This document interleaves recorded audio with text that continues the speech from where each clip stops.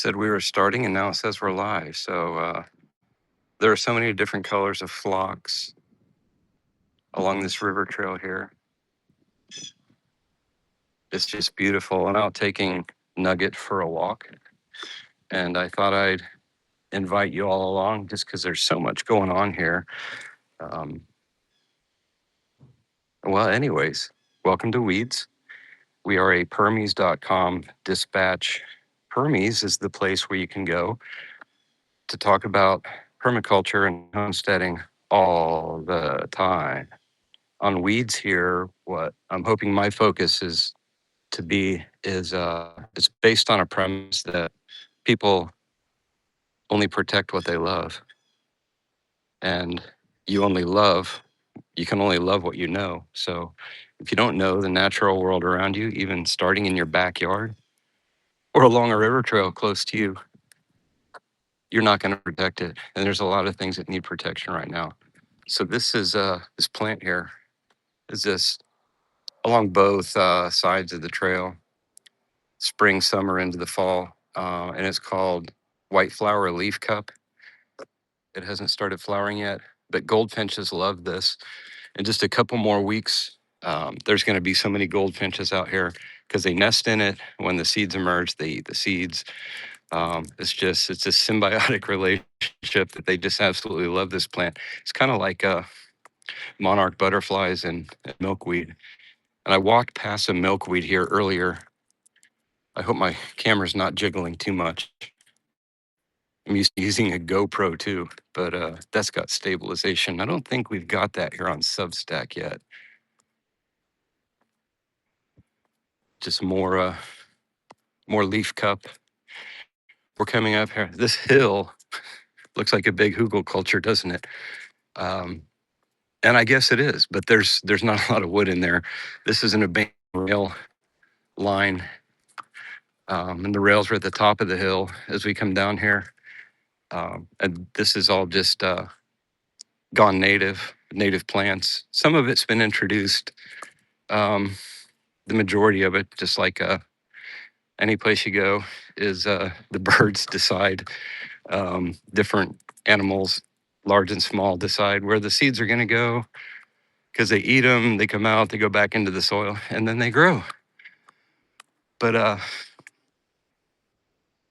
so much has changed since the last time I did a deep dive in here. It smells so good here because this. I go crazy just talking about this.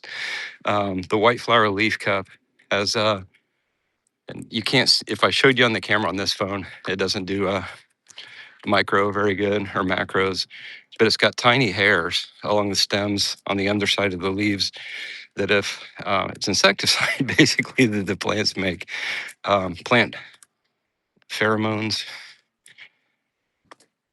and we'll see more of this. I stopped just because this is in the shade, but that's some butterfly plant.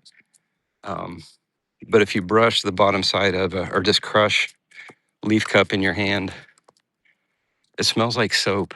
It smells like a really pleasant smelling soap. Let's just walk and talk. So here's something that's been coming out more in force. These are really cool little things there. It's called bladderwort. And those are actually the flowers you can see coming out at the end. Another dog walker.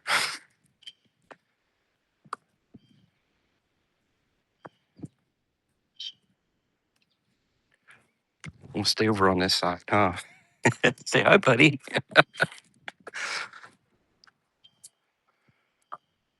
was talking about earlier is here's one plant. You know what that is, right? Monarch butterflies are gonna love this. It's milkweed coming in strong. I've seen it several places down here. I got some seeds planted in the backyard back home at Willow Acre. There's a little stretch here. Purple clover. I saw healthier patches there where the colors are a lot more vibrant. See a lot of bees and wasps and all different sorts of critters taking the pollen and nectar from the clover. And down here, lower ground cover is the white clover. This was just mowed a couple days ago, so it's just starting to rebound a little bit. I'm going to have to research this because I've seen, you see that? Little flowers hanging down on the bottom side of the stem. I'll do that tomorrow. More butterfly weed. The dog's going, yeah, we're just going crazy. Explaining everything. Oh, here we go.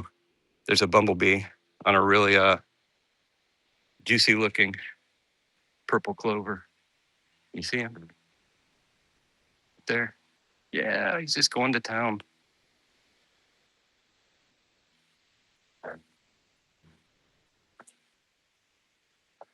Parts of the trail are being inundated with the last several years. I don't know, it's probably been here forever, but poison hemlock.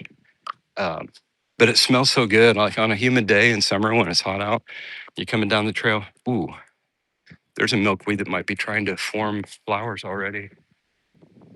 That's good. Monarch will find this soon. I don't see anything on it yet. There's more just growing right up. They are really getting ready to flower. Really getting ready to flower. But this whole hillside where I walk the dog Nugget every day, or try to get out here every day, is just, yeah, this hill has just been taken over by so many native species on this. Well, we've got some invasives too. A lot of Asian honeysuckle and things like that. But they do a pretty good job every year of knocking down what they can't so that the native stuff can have a chance.